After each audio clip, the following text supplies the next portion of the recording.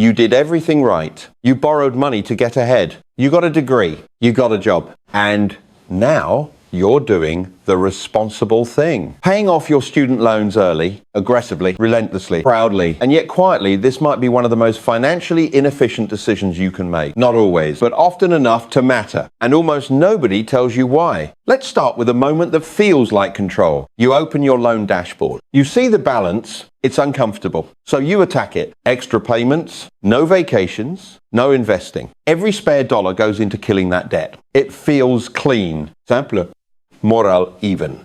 Debt is bad. Paying it off is good. End of story. Except that's not actually how the system is designed. Right now, student loans sit in a strange place in the financial world. They're not like credit cards. They're not like mortgages. And they definitely don't behave like the emotional weight they carry. Most people treat them like an emergency, but mathematically, they're often something else entirely.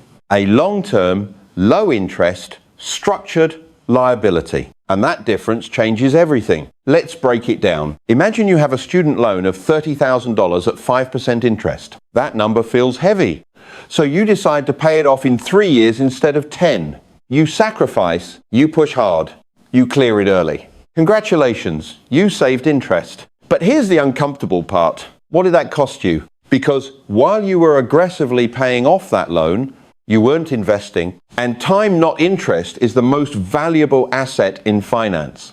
Let's run 2 timelines. In the first timeline, you aggressively repay your loans. Every extra dollar goes into debt. After 3 years, you're free. Zero balance. Psychological relief. But your investments? Basically zero. In the second timeline, you make minimum payments. Nothing fancy. No extra effort. But you invest the difference. Consistently, month after month. And the market does what it tends to do over long periods.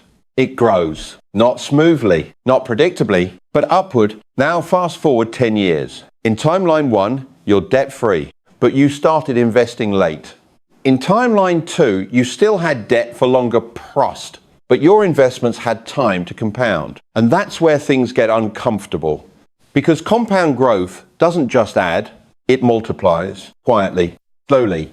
Then suddenly, here's the irony. The system rewards patience more than aggression. And patience feels wrong when you're in debt. But this is where most people misunderstand what interest actually does. Your student loan interest is linear pressure. It grows steadily, predictably. But investment returns? They're exponential. They stack, then stack on top of the stack. And over time, exponential systems beat linear ones, almost every time. Now, to be clear, this doesn't mean ignore your debt.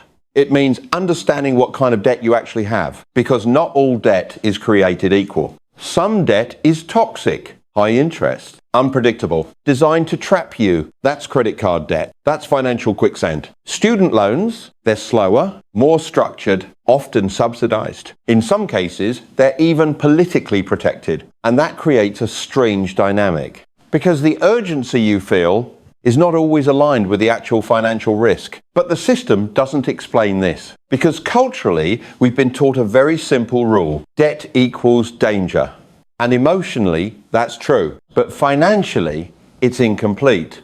Now let's zoom out, because this isn't just about your personal finances. This is about how the entire system is built. Student loans are designed to be long-term. They stretch across decades. Why?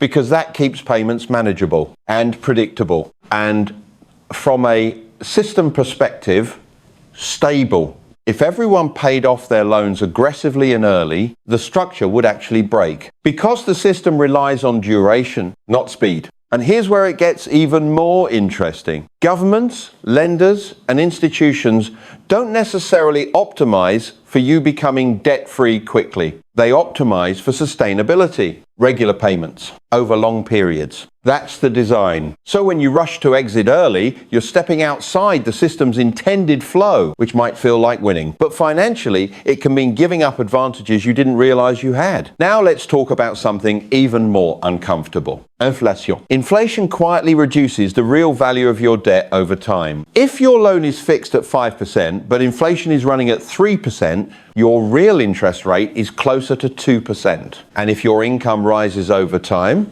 your debt becomes easier to carry year by year without you doing anything. In other words, time is already working in your favor, even while you feel like you're losing. So, when you aggressively repay early, you're compressing a system that was designed to stretch. And in doing that, you may be giving up liquidity, investment growth, and flexibility, because once you send money into a loan, it's gone, locked. You can't access it again. But invested money, it can grow, and in many cases, remain accessible.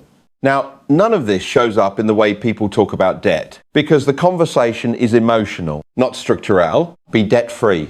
Pay it off as fast as possible. Live without liabilities.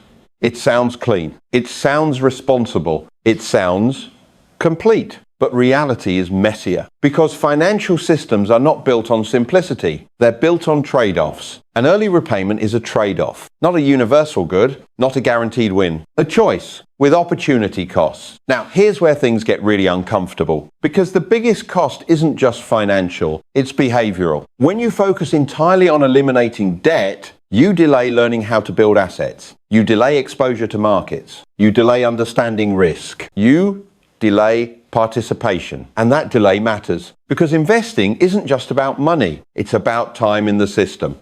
The earlier you start, the more forgiving the system becomes.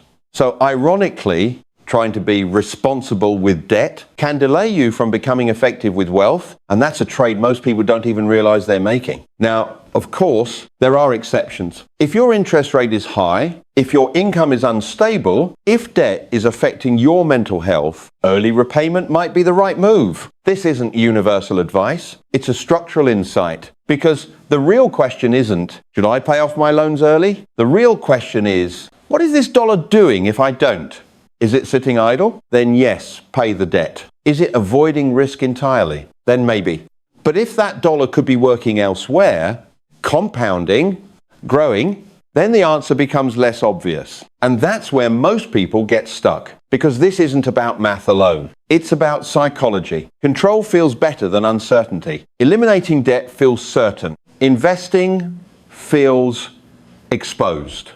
So people choose certainty, even when the math quietly suggests otherwise. And the system, it doesn't correct you. It lets you choose, because either way, you're still participating. So we end up with millions of people making the same decision, aggressively paying down structured, relatively low interest debt, while delaying entry into systems designed to reward time, and no one stops them. Because on the surface, it looks responsible, but underneath, it's a trade. One that quietly shapes your financial trajectory for decades. So the next time you make an extra payment, it might be worth asking a slightly uncomfortable question. Not, is this good? But what am I giving up to feel this sense of progress?